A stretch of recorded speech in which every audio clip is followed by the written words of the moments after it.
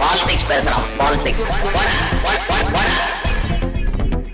இன்றைக்கு சென்னை உயர்நீதிமன்றத்தில் மிக முக்கியமான ஒரு வழக்கு வந்திருக்கு. அந்த வழக்குடைய முக்கியத்துவத்தை பற்றி சற்றும் பொறுப்பே இல்லாமல் AL Sundaresan additional solicitor general, ஒன்றிய அரசுடைய அடிஷனல் சொலிசிட்டர் ஜெனரல், இவர் ஒன்றிய அரசுடைய வழக்கறிஞர், ஒன்றிய அரசுடைய எல்லா துறைகள் தொடர்பாக சுப்ரீம் கோர்ட்லயும் மாநிலங்கள்ல இருக்கக்கூடிய உயர் நீதிமன்றங்கள்லயும் மத்திய அரசுக்காக வாதாடக்கூடியவர் அவர். இவர் இன்னைக்கு 2 காலுக்கு ஜனநாயகனுக்கு சென்சார் சர்டிபிகேட் தர மறுப்பதாக, அந்த சென்சார் போர்டுடைய நடவடிக்கைகளில் ஐயம் இருப்பதாக ஜனநாயகன் ப்ரொடக்ஷன் தரப்பு போய் நேற்று ஒரு வழக்கு போட்டாங்க. அந்த வழக்கு தள்ளி வைக்கப்பட்டு இன்றைக்கு விசாரணைக்கு வந்துச்சு. அதே 2:15 வந்திருக்கணும். வரக்கூடிய நேரத்துக்கு ஏஜி எனக்கு முக்கியமான வேறொரு வழக்கு இன்னொரு பெஞ்சில் ஓடிக்கிட்டு இருக்கு, நான் அதுக்கு போறேன்ட்டு லேட்டா ஒரு மணி நேரம் லேட்டா தான் இதுல கலந்துக்கிறார். ப்ரொடக்ஷன் தரப்பு, ஜனநாயகன் தரப்பு இன்னைக்கு பாத்தீங்கன்னா விஜய் ரசிகர்களுடைய ஏகோபித்த ஆதரவு பெற்ற வேட்பாளராக இறங்கினது சதீஷ் பராசரன், சீனியர் கவுன்சில். ஒரு பக்கம் ஏஎஸ்ஜி ஏஎல் சுந்தரேசன், மறுபக்கம் சதீஷ் பராசரன். தீர்ப்பு வழங்க அமர்ந்திருந்த ஜட்ஜ் பிடி ஆஷா. நேத்திங்க அவங்க தான் இல்ல, எங்க பார்த்தாலும் ஆஷா அக்கா நன்றி, ஆஷா அக்கா நன்றி, அது இவங்களதான் சொல்லிட்டு இருக்காங்க. அவங்க என்ன நினைச்சிட்டாங்கன்னா, இப்ப பாண்டிச்சேரியில ஒரு பொதுக்கூட்டம் நடத்தினானுங்க. அதுல ஒரு ஏஎஸ்பி கொடனியில் அடிச்சு மைக்கு புடுங்குச்சுல்ல, புசிய கூட திட்டுச்சு, புசிய திட்டு அந்த அக்கா அக்கா அக்கான்னானுங்க. இப்ப இவனுங்க வாயில் விழுந்த மாதிரி முந்தா நாள் டிரான்ஸ்பர் பண்ணி விட்டாங்க, டெல்லிக்கு வாங்கன்னு. அப்போ அந்த மாதிரி இவங்களுடைய சப்போர்ட்டுக்கு யாராவது வந்தாங்கன்னா, இந்த அரசியல் நிகழ்ச்சிகள்ல அதிகாரிகள், ஜட்ஜுகள் யாரு வந்தாலும் அவங்கள அக்காக்களாக வரித்து கொண்டு சீமான் மாதிரி அப்படின்னு கொண்டாடிட்டு இருக்கானுங்க. அவங்களதான் ஆஷா அக்கா போடுங்க, அப்படிதான் விடாதீங்க, பாயிண்ட பிடிச்சு கேளுங்க அப்படின்னு இன்னைக்கு கேட்டிருக்கானுங்க. இந்த ஒட்டுமொத்த வாத பிரதிவாதங்களும் விஜய் ரசிகர்களாலும் தாவேக்க தொண்டர்களாலும் மிக கவனமாக பார்க்கப்பட்டிருக்கு. ரொம்ப உணர்ச்சி கொந்தளிப்போட இருந்தது. முதல்ல கேஸ்ல என்ன நடந்துச்சு அப்படிங்கறத நீங்க விரிவா சொல்லுங்க. ஏன்னா நேற்று வரைக்கும் உண்மையில் என்னதான் பிரச்சனை, அது ஒரு கமர்ஷியல் மசாலா படம். இன்னும் சொல்ல போனால் பாலையா நடிச்சு நேஷனல் அவார்டு, இப்படி ஒரு கிரிஞ்சு படத்துக்கு நேஷனல் அவார்டு வேற கொடுத்தானுங்க. அந்த நேஷனல் அவார்டு வாங்கின படத்துடைய அட்ட copy, scene to scene copy அடிச்சு 80% ட்ரைலரே மேட்ச் ஆச்சுன்னு சொன்னாங்க. அப்படி ஒரு படத்துக்கு என்ன காரணத்துக்காக ஒரு கமர்ஷியல் படத்துக்கு சென்சாரை நிறுத்தி வைப்பதா அல்லது தாமதப்படுத்துறதுக்கு லாஜிக்கே இல்ல. விஜய் படத்துக்கு இது ஒன்றும் புதுசு கிடையாது. தலைவான்னு ஒரு படம் வந்துச்சு ஒரு 10 வருஷம் முன்னாடி. அந்த படம் மறக்க முடியுமா? ஆகஸ்ட் 15 ரிலீஸ்ன்னு அனௌன்ஸ் பண்ணிட்டு அந்த படத்துக்கு யாரும் தியேட்டரே கொடுக்கல. எதுக்காக அந்த படத்துக்கு தியேட்டர் கொடுக்கல, எதுக்காக ரிலீஸ் ஆகலைன்னு சொல்லிட்டு ரசிகர்களுக்கும் தெரியல, விஜய்க்கும் தெரியல. அப்புறம் விஜயும் அவங்க அப்பாவும் போய் கொடநாட்டில் போய் நின்றுட்டு இருந்தது, அந்த கதை எல்லாமே நமக்கு தெரியும் நம்மளுக்கு. அதே மாதிரி தான் ஜனநாயகன் படத்துக்கு என்ன பிரச்சனையால சென்சார் கொடுக்கல அப்படின்னு சொல்லிட்டு யாருமே சொல்லலை. தயாரிப்பு தரப்பும் சொல்லலை, சென்சார் இதையெல்லாம் சொல்லிட்டுலாம் உட்காந்துட்டு இருக்க முடியாது. இன்னைக்கு அவர் ஏஎஸ்ஜி அதை சொல்லியிருக்கிறாரு. அவர் என்ன சொல்லியிருக்காருன்னா, படத்தை எக்ஸாமினிங் கமிட்டி, அதாவது படத்தை பார்த்துட்டு சர்டிஃபிகேட் கொடுக்கக்கூடிய கமிட்டி படத்தை பார்த்தாங்க, அது உண்மைதான். பார்த்துட்டு அதில் ஒருத்தர் சில ஆட்சேபகரமான விஷயங்கள் இருக்குன்னு சொன்னதுனால சீனியர் இருக்காங்க இல்லையா, சிபிஎஃப்சியுடைய சீனியர் இருக்காங்க இல்லையா, அவங்க இந்த படத்தை மறு ஆய்வு பண்ணணும், சில எக்ஸ்பர்ட்ஸ் இப்போது பார்த்து ஒப்புதல் கொடுத்திருக்கக்கூடிய அல்லது மறுத்திருக்கக்கூடிய கமிட்டி இல்லாமல் புதிய ரிவ்யூ கமிட்டி. ஆமா, இந்த கமிட்டியில இருக்கிறவங்க யாருமே சென்சார் போர்டுடைய ஊழியர்கள் கிடையாது. இவங்க ஒரு கமிட்டி, வெளியில நீங்களும் நானும் கூட கௌதமி எல்லாம் சேர்த்து வைப்பாங்கல்ல, நடிகைகள் எல்லாம் சேர்த்துவாங்க, அந்த மாதிரி அது மாதிரியான கமிட்டி தான் இது. நாளைக்கு ஒரு பிரச்சனை ஆச்சு, இந்த படத்துக்கு ஏன் சென்சார் கொடுத்த அப்படின்னு கேட்டா இவங்கள போய் கேட்க முடியாது யாரும். பொறுப்பு சிபிஎஃப்சி மத்திய தணிக்கைத்துறையை தான் போய் கேட்பாங்க. அதுக்கு ஒரு இயக்குனர் இருப்பாரு. அவங்க என்ன பண்ணியிருக்கிறாங்கன்னா, ஒருத்தர் அப்ஜெக்ஷன் பண்ணியிருக்கிறாங்க, என்ன காரணத்துக்காக அப்ஜெக்ஷன் பண்ணாங்க அப்படின்னு இன்னைக்கு தான் சொல்லியிருக்காங்க. படத்துல நிறைய பாதுகாப்புத்துறை சம்பந்தமான நிறைய லோகோஸு, அவங்களுடைய யூனிஃபார்மு, இது மாதிரியான விஷயங்கள்லாம் வந்திருக்கு. அது எங்கேயாவது தவறாக சித்தரிக்கப்பட்டிருக்கா அப்படின்னு சொல்லிட்டு எங்களுக்கு ஒரு நிபுணருடைய பரிந்துரை தேவைப்படுது, அதனால தான் இந்த காலதாமதம் ஏற்பட்டிருக்கு அப்படிங்கிற மாதிரி அவர் சொல்லியிருக்காரு. அதுக்கு ஏன் இவ்வளவு காலதாமதம், நாங்கள் 18ஆம் தேதியே நாங்கள் டிசம்பர் 18 இல்லை, இவ்வளவு நாள் ஏன் தாமதம் அப்படின்லாம் கேட்குறாங்க. அதுக்கு இவங்க என்ன சொல்லியிருக்காங்கன்னா, அப்படி எங்களுக்கு எந்த டைம் ஃப்ரேம்லாம் கிடையாது. இல்லை, டைம் ஃப்ரேம் இருக்கு. இப்போ பராசரன் தரப்பு சொல்லக்கூடியது என்னன்னா, டிசம்பர் 18ஆம் தேதி நாங்கள் சப்மிட் பண்ணியிருக்கோம் சென்சார் சர்டிஃபிகேட் கேட்டு. நீங்க நேற்றைக்கு சொல்றீங்க இது வரைக்கும் எங்களுக்கு தெரியவே இல்லை, இதுல இத்தனை பிரச்சனை இருக்கு அப்படின்னு சொல்றாங்க. அதற்கு மத்திய சென்சார் போர்டுடைய தரப்பு என்ன சொல்லுதுன்னா, கோர்ட் நாங்க எங்களுடைய வேலையை செய்யாம விட்டோம்னா நீங்க எங்களுக்கு ஆர்டர் போடலாம், எங்களுக்கு ஒரு அப்ளிகேஷன் சென்சார் கொடுப்பதற்கு 20 நாள் 30 நாள் டைம் இருக்கு. ஒரு ஆக்ட் இருக்கு, சினிமாட்டோகிராஃபி ஆக்ட் இருக்கு, அந்த ஆக்ட் படி தான் அவங்க செயல்பட முடியும். நாளைக்கு வந்து இராணுவ உடையுடன் ஏதாவது ஆட்சேபகரமான காட்சிகள் ஏதாவது படத்தில் இருந்துச்சுன்னா அது தொடர்பாக யாரோ இராணுவ வீரரோ அவங்க குடும்பத்தாரோ வழக்கு போட்டாங்கன்னா அதுக்கு வந்து படக்குழு பதில் சொல்ல வேண்டிய அவசியம் கிடையாது.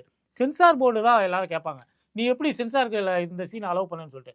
உதாரணத்துக்கு அமரன் படம் எடுத்துப்போம். அமரன் படம் வந்து ஒரு மேஜர் ஜெனரல் அவருடைய வாழ்க்கையை தழுவி எடுக்கப்பட்ட ஒரு படம். அந்த படத்தை எடுக்கும்போது அந்த படத்தோட ஸ்கிரிப்டை வந்து இவங்க டிஃபென்ஸ் மினிஸ்ட்ரியில் எடுத்துட்டு போய் டெல்லியில் கொடுத்துருக்காங்க.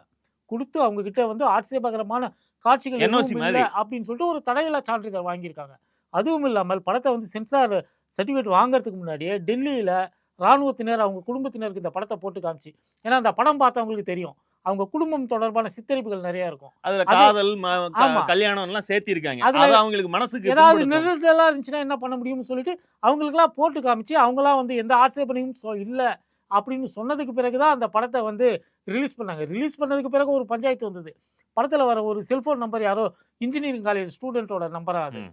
இந்த படத்தில் அந்த நம்பர் வந்ததுக்கு பிறகு எனக்கு ஏகப்பட்ட கால்ஸ் வருது, இதனால் படக்குழு எனக்கு வந்து நஷ்டஈடு கொடுக்கணும்னு அவன் ஒரு கேஸை போட்டான். அவன் கேஸை போட்டதுமே அந்த நம்பரை அழித்து அதுக்காக புது சென்சார் பண்ணாங்க. ஸோ சென்சாருங்கிறது வந்து அப்போ அவ்வளோ ஈஸியாக நம்ம நினைச்சா தேட்டரில் வந்து வெட்டிட்டு அப்படிலாம் பண்ண முடியாது இன்னைக்கு. இல்ல நிறைய பேர் என்ன கேக்குறாங்கன்னா, ஒரு மசாலா படத்தில் ம். எத்தனையோ பிரச்சனைக்குரிய விஷயங்கள்லாம் இருக்கக்கூடிய படங்களுக்கெல்லாம் சென்சார் கிடைக்கும். இந்த மசாலா படத்தில் என்ன பிரச்சனைன்னு கேக்குறாங்க. என்னன்னா இந்த படத்துடைய ஒரிஜினலான பகவந்த் கேசரியில ஆன்டகானிஸ்டுடைய வேலை என்னன்னா, அந்த வில்லன் ஒரு டிஃபென்ஸ் காரிடாரை இந்தியா முழுக்க திட்டமிடுவார். அந்த காரிடார் திட்டத்துடைய ஒரு பகுதியாக ஒட்டுமொத்த இந்தியாவையும் தானே ஆள்வது மாதிரியான ஒரு அழிவு திட்டம் அவருக்கு இருக்கும். நாயகன் அந்த வில்லனை அழிப்பது மூலமாக இந்தியாவையே இந்த ஒர்க்கில் இருந்து ப்ராஜெக்ட் வி அப்படின்னு அதை சொல்லுவாங்க. ப்ராஜெக்ட் வி தான் தமிழ் மொழிமாற்றம் செய்யப்படும் போது விஜயுடைய பேரும் வீல தொடங்குது. விஜய் கட்சி ஆரம்பிச்சாலும் சரி என்ன சொன்னாலும் சரி வீல தான் இருப்ப. அது அவருடைய லக்கி எழுத்து.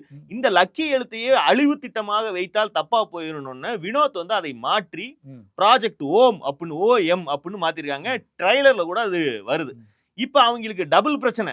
ஒன்று, டிஃபென்ஸ் காரிடார் தொடர்பான திட்டத்தில் என்னென்ன லோகோக்கள் பயன்படுத்தப்பட்டிருக்கிறது, வில்லனுக்கு உதவுவதாக மிலிட்டரிய ஏதாவது பயன்படுத்தியிருக்காங்க, மிலிட்டரியுடைய லோகோக்களை சின்னங்களை ஏதாவது பயன்படுத்தியிருக்காங்களாங்கிறது அவங்களுடைய பிரச்சனை. இன்னொன்று, அதற்கு பேரே ஓம்னு வச்சா இந்தியாவை அழிக்கக்கூடிய திட்டத்துக்கு ஓம்னு பேரா அப்படின்னு இவர்களுக்கு மத ரீதியாக வேற வந்து மனசு புண்படும். இதெல்லாம் காரணங்கள். நம்ம இருக்க லாஜிக். நீங்க மற்ற துறைகளை பத்தி எடுக்கும் போதெல்லாம் வந்து அவ்வளவா கண்டுக்க மாட்டாங்க. அந்த துறைகள்லாம் வந்து உதாரணத்துக்கு போலீஸ் துறையை பத்தி எவ்வளவோ படங்கள் வருது.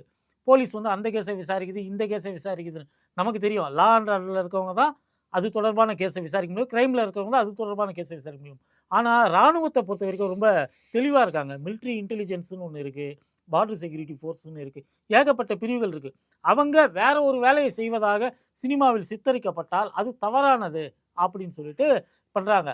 இதனால என்னென்னா இப்போ நிறைய படங்கள் வருது. நீங்கள் பார்த்தீங்கன்னா துரந்தர்லாம் கூட வந்து மிலிட்ரி தொடர்பான காட்சிகள்லாம் அந்த படத்துலலாம் வந்து வரக்கூடியதாக இருக்குது. அவர் வந்து ஒரு மிலிட்ரி இன்டெலிஜென்ஸாக தான் நடிக்கிறாரு. அதெல்லாம் பிரச்சனை கிடையாது. என்னன்னா அந்த சித்தரிப்பு வந்து துல்லியமாக இருக்க வேண்டும்ன்றாங்க. இப்போ கமல்ஹாசன், மணிரத்னம் போன்றவர்கள் படம் எடுக்கும்போது மேஜர் ரவின்னு ஒருத்தர் இருப்பார், பார்த்துருப்பீங்க. அவர் சினிமாலாம் கூட கேரளால படம் எடுத்துட்டு இருப்பாரு. அவர் மோகன்லால், மம்முட்டி எல்லாம் வச்சு படம் எடுத்துட்டு இருப்பார். அவரை தான் வந்து எல்லாருமே தொடர்பு கொள்றாங்க. கடைசியாக அந்த கிஷ்கிந்தா காண்டம் படத்தில் வந்து மிலிட்ரி தொடர்பாக எந்த சீனும் இருக்காது. ரிட்டையர்ட் மிலிட்ரி பர்சன் அவரோட யூனிஃபார்ம் லோகோலாம் காமிப்பாங்க. ஸோ அது சரியானதான் அவர்கிட்ட கன்சல்ட் பண்ணிட்டு தான் படத்தை எடுக்கிறாங்க.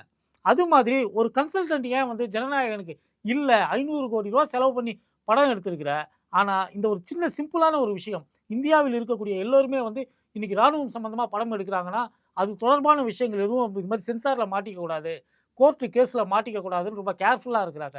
இவங்க எப்படி இவ்வளோ அசால்ட்டாக விட்டுருக்க முடியும்? இல்லை, அவங்க வந்து தற்கூரின்னு சர்டிஃபிகேட் வைத்திருப்பதாகவும் இந்த சர்டிஃபிகேட் வச்சுட்டா என்ன வேணாலும் பண்ணலாம், கேள்வி கேட்கக்கூடாதுங்கிற மூடில் தான் அவங்க இருக்காங்க. நாங்கள் வந்து தற்கூரின்னு ISI சர்டிஃபிகேட் வச்சுருக்கிறோம், அதனால் பார்த்து செய்யுங்கிற மாதிரி அவங்க ஒவ்வொரு இடமா கேட்டுட்டு இருக்காங்க. இதில் என்ன வேடிக்கைனா, பகவந்த் கேசரி ஏன் அவார்டு கொடுத்தாங்கன்னு பார்த்தீங்கன்னா, இராணுவத்தை ரொம்ப நேர்மறையாக சித்தரித்து இருக்கக்கூடிய படம், ஒரு பெண்ணை வந்து இராணுவத்துக்கு வந்து எம்பவர் ஆகிற மாதிரி காட்டி இருக்கக்கூடிய ஒரு படம் அப்படின்ற அடிப்படையில் தெலுங்கோட சிறந்த படமாக அந்த படத்துக்கு அவார்டு கொடுத்தாங்க.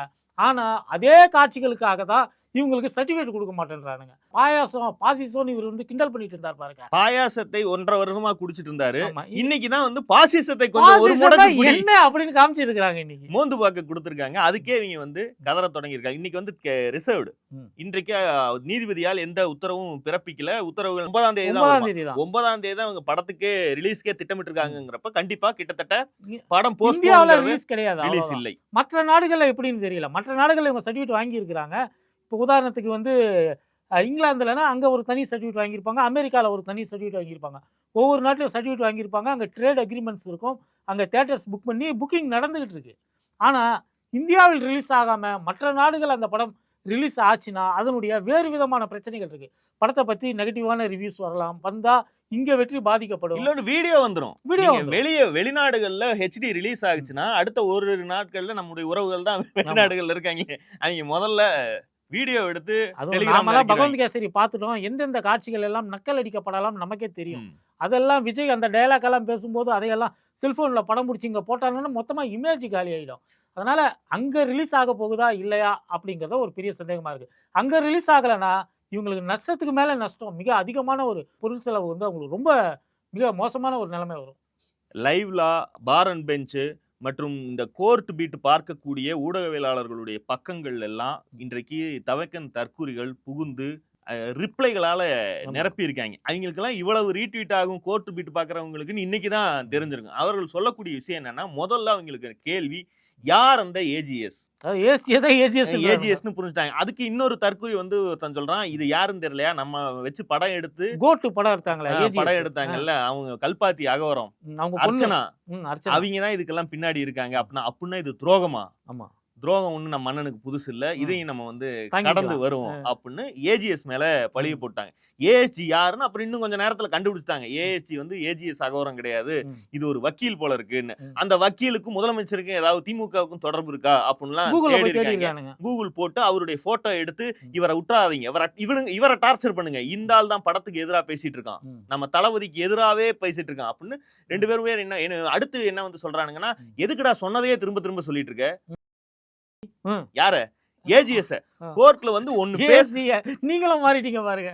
அப்போ சரி விடுங்க, சரி வக்கீல்னு வச்சுக்கோ.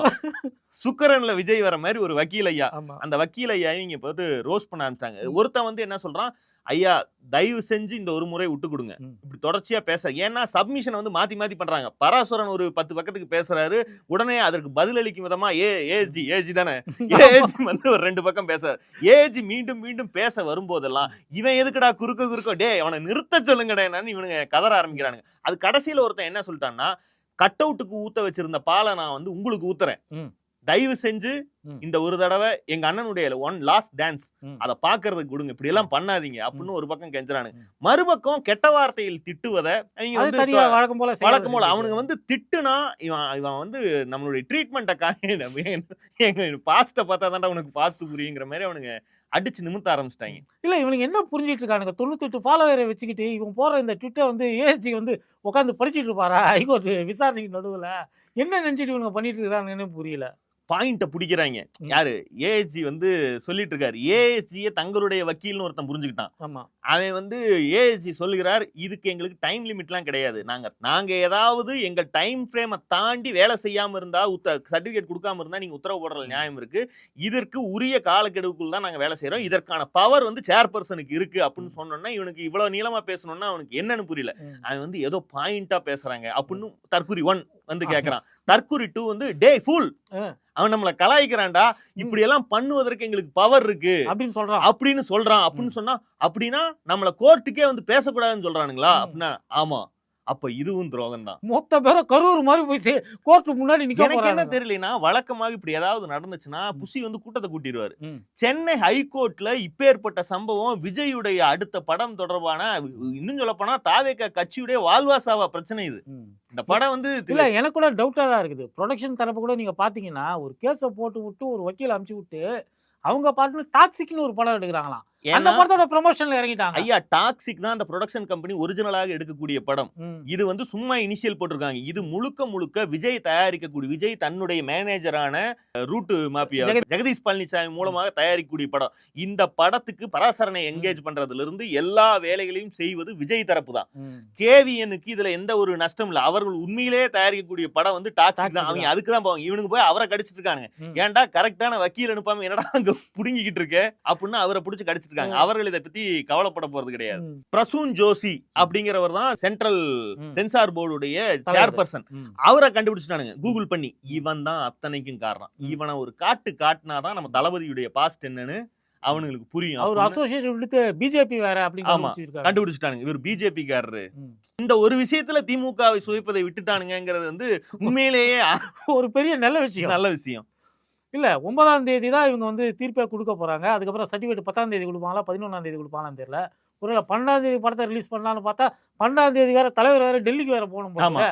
சிபிஐ வேற கூப்பிட்டுருக்கான் நேரடியா வாயா அப்படின்னு சொல்லிட்டு. இந்த பிரசூன் ஜோஷியை டார்ச்சர் ஹிம் ம். அப்படிங்கிறானுங்க. இந்த பிரசூன் ஜோஷி எப்படி டார்ச்சர் பண்ண முடியும்? ஆல்ரெடி அவர் ஜனநாயகன் டார்ச்சரை அனுபவிச்சுட்டு தான் உட்காந்துருக்காரு. மீண்டும் ஒரு 4 தடவை அவர் பேக் டு படம் பேக் பார்க்க அந்த படத்தை சொல்லிட்டு. பார்க்க வைக்கிறது தான் இவருக்கான ம். டார்ச்சராக இருக்க முடியும். இறுதியாக ஆர்டர்ஸ் ரிசர்வ்டு எல்லா தரப்பு வாதங்களையும் கேட்ட பிறகு ஆஷா இவர்கள் ஆஷா ஆசையோடு அக்கா. விழித்த அக்கா ஆஷாவும் இவர்களுக்கு ஏற்ற தீர்ப்பை கொடுக்கவில்லை. இப்ப வந்து எல்லா டிராக்கர்களும் ம். போஸ்ட்போன் ம். அப்படிங்கிற ஒரு ஒற்றை சொல்லோடு கண்ணீர் ஊக்க இல்லைங்க, இந்த தொடங்கி வாதங்களை பார்க்கும்போது நமக்கே குழப்பமா இருக்குது, ம். குதூகலமா இருக்குது, பல்வேறு விதமான உணர்வுகள் வருது. அவங்க நீதியரசர் என்ன பண்ணியிருப்பாங்க? இது மாதிரி 2 கோமாளி கூட்டம் மோதிக்குதே அப்படிங்கிற மாதிரி தான் இல்ல இருக்கு. அவனுங்க வந்து விஜய் கடைசியா ஒரு தடவை ஆட போறாரு, நீங்க அதுக்கு வழி விடலையா? ம். விஜய் எப்பேற்பட்ட ஆளு? ரஜினி வந்தா விடுவீங்கல்ல, கமல் வந்தா விடுவீங்கல்ல. நாங்க தான் எனக்கு ரிலீஸ் டேட் சொல்லிட்டோம் இல்ல இல்ல அப்படின்னு. எனக்கு புரியல. எம்ஜிஆர் வந்து இவங்க எல்லார விட மிக அதிக மக்கள் செல்வாக்கு பெற்ற ரசிகர் பலம் கொண்ட ஒரு நடிகர். அவருடைய கடைசி 2-3 படமே flop Failure தான். தான். இத்தனைக்கும் இதுக்கு மேல அவர் சிஎம் ஆயிட்டு படம் ஒரு படம் ஒரு ரிலீஸ் படம் ஆச்சு. ரிலீஸ் அப்ப ஆச்சு. அவங்களுக்கே தெளிவா தெரியுது தமிழ்நாட்டுல இருக்கக்கூடிய அத்தனை பேருக்கும் மதுரை மீட்ட சுந்தரபாண்டியன் தான் ம். ஐயா அவர்களுடைய கடைசி கடைசி படம். படம். அந்த படத்துக்கூடயே 2 படம் ரிலீஸ் ஆக தான் செஞ்சது. ம். இது எம்ஜிஆருடைய கடைசி படம், ம். நடிகர் திலகத்தோட கடைசி படம் என்னன்னு நமக்கு யாருக்குமே தெரியாது. படையப்பா தான் கடைசி படம். அதுக்கப்புறம் கூட ஏதோ நடிச்சிட்டு இருந்தாரு அவரு. இப்படிதான் இருக்கு. இவங்க வந்து குறுக்க ஒரு படம் கிளாஷுக்கு வர்றதுங்கிறதே மிகப்பெரிய துரோகமாகவும் தங்களுடைய அண்ணனுக்கு இழைக்கப்பட்ட அநீதியாகவும் கருதக்கூடிய இந்த இவர்கள் ம். இப்படி கோர்ட்ல மத்திய அரசுடைய சொலிசிட்டர் ஜெனரல் இப்படி எல்லாம் பேசுகிறார், இப்படி எதிர்த்து கருத்து சொல்லுகிறார். இப்ப வந்து இதை வந்து திமுக மேல எழுதுறது, ம். இதற்கு திமுக கண்டிக்கணும் அப்படிங்கிற ஒருத்தன் வந்து ம். திமுக ஏண்டா, கண்டிக்கிறது விஜயே கண்டிக்கல, விஜய் திமுக ஏன்டா இந்த கண்டிக்கல? பாதிக்கப்பட்டதாக சொல்லப்படுகிற விஜய் இப்ப வரைக்கும் பங்களாவுக்குள்ள இருந்து வெளியே வரல. பேச மோடி அங்கிள் என்ன பார்த்தா பயமா அப்படின்னு பேச பாப்போம். ஒரு படம், ஒரு தனி மனிதனுடைய படத்தை பார்த்து ம். ஒன்றிய அரசே அஞ்சுகிறதுன்னு பஞ்ச் பேசினா நல்லா தானே இருக்கும். எவ்வளவு நாங்க சினிமால கூட விசில் டயலாக் அடிக்கிறோம். பேசிருக்க. இல்ல, நீ பேசு, நாங்க விசில் அடிக்கிறோம். ஆ. எங்களுக்கு ஒன்றும் பிரச்சனை இல்ல. ஆனா முதல்ல நீ வந்து பேசு. என்ன கேட்டா அது ஒரு பெரிய மேட்டர் இல்ல. ம். இவங்க 18ஆம் தேதியே இதெல்லாம் சப்மிட் பண்ணிட்டாங்கன்னா இந்த சீன்களை எல்லாம் மாட்டுங்க, பிளர் பண்ணுங்கன்னு அன்னைக்கே சொல்லி இருந்தார். ம். அவரு ஏன்னா இந்த கமிட்டிக்குள்ள இருந்த ஒரு நபரே வந்து புகார் தெரிவிச்சிருக்காராம், புகார் இது எங்களுக்கு மனதை புண்படுத்துதுன்னு. ம். அதை அவர் அங்கேயே தெரிவித்திருந்தால் இந்தந்த சீன்கள்ல இந்தந்த சின்னங்கள் காட்டப்படுது அல்லது இந்த மாதிரி பெயர் வைக்கப்பட்டிருக்கு, இதெல்லாம் வந்து தப்புன்னு நீங்க சொல்லியிருந்தா இது ஒரு கமர்ஷியல் மசாலா படம். அதையெல்லாம் பிளர் பண்ணிட்டு இதுன்னா அவர் என்ன அரசியல் முழக்கமா வைக்க போறாரு? ஏங்க, ஓம்னு வந்து நீங்க ஒரு வில்லனுடைய ஒரு ப்ராஜெக்ட்டுக்கு பேரை வச்சிருக்கீங்க. சங்கிங்க சும்மா விட்டுருவாங்களா? இல்ல, படம் அப்படியே சென்சாருக்கு தப்பி தியேட்டருக்கு வந்தாலும் தியேட்டர்ல வந்து நம்ம எச்சிலாச்சாலாம் சும்மா சும்மாட்டுவாரா? விட்டுருவாரா? இப்ப இந்த மாதிரி எல்லாம் பிரச்சனை இருக்குன்னா இதெல்லாம் சரி செய்வதற்கு அவர்களும் தயாரா இருப்பார்கள். இவர்கள் இழுத்தடித்து கோர்ட் ஒரு வரைக்கும் ஈகோ கொண்டு வந்து கிளாஷ் பண்ணி விட்டாங்க. இத்தனைய பண்றாங்க. ம். இவனுங்க கோர்ட்ல கேஸ் போடுறாங்கன்னா சங்கிகை இதை எப்படின்னு போட்டு பாத்திரலாம். நேற்றைக்கெல்லாம் வந்து தமிழ் இசை கிட்ட கேக்குறாங்க, சென்ட்ரல் போர்டுல இந்த மாதிரி சென்சார் போர்டுல இப்படி எல்லாம் பிரச்சனை நடக்குதுன்னு. இது என்ன கடைசி படமா? ம். நான்லாம் நம்பல. ம். என்ன ஆடுன காலும் பாடின வாய் சும்மாவா இருக்க சும்மா போகுது? இருக்கும். எலெக்ஷன்ல தான் நிக்க போறாரு. நின்னு செருப்புப்படி வாங்கினதுக்கு ஏன்னா முன்னாடி அந்த மறுபடியும் அம்மாவே வந்து அரசியல் விட்டு கவர்னரா போயிட்டு திருப்பி திரும்பி அரசியல் வந்திருக்காரு. வந்தவங்க. என்னாலேயே இதை விட்டுட்டு இருக்க முடியல, அவர் எப்படி சினிமா விட்டு இருப்பாருன்னு கேக்குறாங்க. அவங்க தெளிவா தான் இருக்கு. இதையெல்லாம் ஜாலியா தான் எடுத்துக்கிறாங்க. ம். இப்ப திமுகவை சொல்லுவோம், திமுக பயமா கதறு கதறுன்னு சொல்றதையெல்லாம் விஜய் பாஜகவை பார்த்து ஒரு நாளும் சொல்ல மாட்டாருங்கிறது பாஜகவில் இருப்பவர்களுக்கு இல்லைங்க, தெரியும். எடப்பாடி அறிக்கை விட்டாங்க. கரூர் சம்பவம் நடந்ததுமே விஜய காப்பாத்துனீங்கல்ல. காப்பாத்து வந்தார்ல. இப்ப ஜனநாயக அவர் என்ன பண்ணிட்டு இருக்காரு? அண்ணாமலை என்ன பண்ணிட்டு இருக்கிறாப்ல? இன்னைக்கு அத்தனை பேரும் அமைதியா இருக்கிறாரு. ம். இவருடைய ஒன் லாஸ்ட் டான்ஸுக்கு இவர் முதல்ல வெளியே வந்து பாஜக இதெல்லாம் பண்ணுது. ம். அட நீங்க எதை சொன்னாலும் திமுகவை சுவைக்காம சொல்ல மாட்டீங்கிற அந்த இதுவும் எங்களுக்கு புரியுது. நீங்க பாஜகவை கடிச்சிட்டு திமுகவையும் வேணா கொஞ்ச நேரம் கடிங்க, கடிச்சுக்கோ, அது ஒன்றும் பிரச்சனை ஒன்றும் கிடையாது. பிரச்சனை இல்ல. அப்போ இதை கூட சொல்லாம வீட்டுக்குள்ள உட்கார்ந்து இருக்கா அப்படின்னா இவர் எந்த அளவுக்கு 12ஆம் தேதி சிபிஐ விசாரணை எப்படி இருக்குங்கிறத பத்தி இவருக்கு தெளிவா தெரியுது. ம். உண்மையான லாஸ்ட் டான்ஸ் என்பது 12ஆம் தேதி டெல்லி சிபிஐ ஹெட் குவார்டர்ஸ்ல நடக்க போவதான ஒழிய ஜனநாயகம் இல்லைங்கிறது விஜய்க்கு தெளிவா தெரியுது. ஏங்க இந்த திமுக அவங்க சிபிஐ விசாரணை போட்டுச்சு, எஸ்ஐடி விசாரணை இன்னும் முடிஞ்சிட்டு இருக்குமே. இவனுங்க தான் எங்களுக்கு சிபிஐ விசாரணை ஏட்டையா கூட தான் கோர்ட்டுக்கு போவேன்னு வேண்டி விரும்பி கேட்டதுதான் இந்த சிபிஐ விசாரணை. புஷ் டெல்லியை முன்ன பின்ன பாத்துருப்பாரா? பாவம் அந்த ஆளை எத்தனை முறை டெல்லி தலைய விடுறாங்க. ஆக மொத்தம் இந்த பிரசூன் ஜோஷி எங்கேயோ வடநாட்டில் இருக்காரு, அவர் தப்பிச்சுக்குவார். இந்த ஏஎல் சுந்தரேசனுக்கு அரசாங்கம் உரிய பாதுகாப்பு கொடுக்கணும். இந்த பைத்தியங்க வந்து தேடி போய் கடிச்சு வைக்கக்கூடிய அளவுக்கு வெறி கொண்ட பைத்தியங்கள் என்பதால் அதுக்கு மட்டும் அரசாங்கம் உரிய வழிவகை செய்ய வேண்டும். மீண்டும் சந்திப்போம். சப்ஸ்கிரைப் பண்ணுங்க, கமெண்ட் பண்ணுங்க. Politics பேசுறான். Politics.